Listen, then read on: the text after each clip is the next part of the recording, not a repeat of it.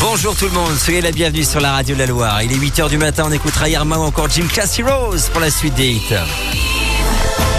Nous sommes le mercredi 21 mars et voici ce qu'il faut retenir de l'actualité. Nous allons démarrer par l'actualité nationale avec Anaïs Sens. Bonjour Anaïs. Bonjour Jérôme, bonjour à tous. Et depuis 48 heures, des centaines de policiers étaient à sa recherche. Une opération massive des forces de l'ordre est en cours dans un quartier résidentiel de Toulouse. Le raid a cerné un appartement du quartier de la Côte-Pavée où se trouve un homme de 24 ans qui serait l'auteur des meurtres de Montauban et de la tuerie du lundi devant l'école juive. L'opération a débuté à 3h05 du matin avec des échanges de coups de feu à répétition. On déplore d'ailleurs 2 blessés parmi la police. Et après maintenant 4 heures de négociations avec les forces de l'ordre, on en sait un peu plus sur le profil du suspect, d'autant que l'homme est très bavard. Il s'agit d'un Toulousain de 24 ans, proche des mouvements salafistes et djihadistes. Il aurait séjourné à plusieurs reprises en Afghanistan et dit avoir voulu venger la mort d'enfants palestiniens.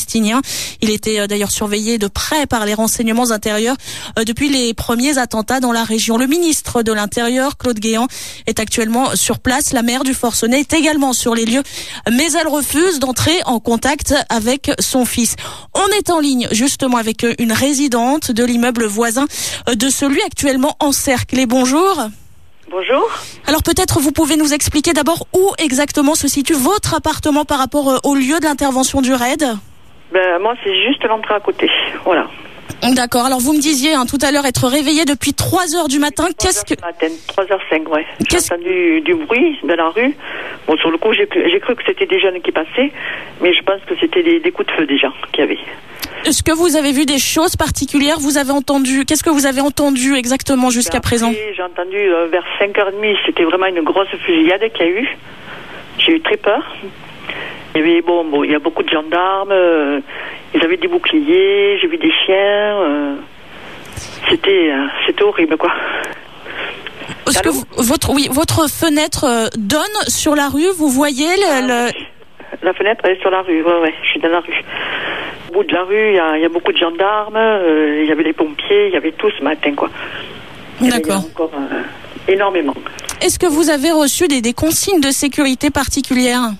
Ce matin, la police m'a appelé pour laisser les contrevents fermés, les fenêtres fermées, ne pas sortir de la maison. Et après, ils m'ont dit qu'ils me rappelleraient quand ce serait fini. Mais jusque-là, il ne faut pas qu'on ouvre les contrevents ni les fenêtres, quoi. Il faut rester à la maison. Voilà, bien fermer les portes et ne pas sortir. Vous avez peur, hein, évidemment. On imagine que tous les résidents de ce quartier vivent en ce moment une situation particulière. Votre sentiment à chaud ? Surtout que ce matin, j'ai vu la fusillade et je peux vous dire que c'était chaud, ouais. Ça pétait de partout, là, c'était horrible. Je suis encore sous le choc, là, je m'excuse. Ouais, mais j'imagine. Et vous aviez relevé éventuellement des comportements inhabituels de personnes récemment dans le quartier ? Non, pas du tout. Il se passe jamais rien. D'habitude, c'est très calme et rien du tout. On parle d'un quartier, résidentiel presque huppé. On est loin des quartiers de banlieue, hein. Ah, tout à fait, ouais. Mais là, c'est vrai que ces temps-ci, j'ai pas fait attention. Le matin, je m'en vais travailler, le soir, je rentre, je fais pas attention, quoi. Bien sûr. Et j'imagine que vous étiez loin, effectivement, d'imaginer que le présumé tueur, présumé toujours, juste à côté, oui, pouvait se trouver à 2 pas de chez vous. Je vous remercie beaucoup. Merci pour ce témoignage. Avec plaisir. Au revoir. Bonne journée, au revoir.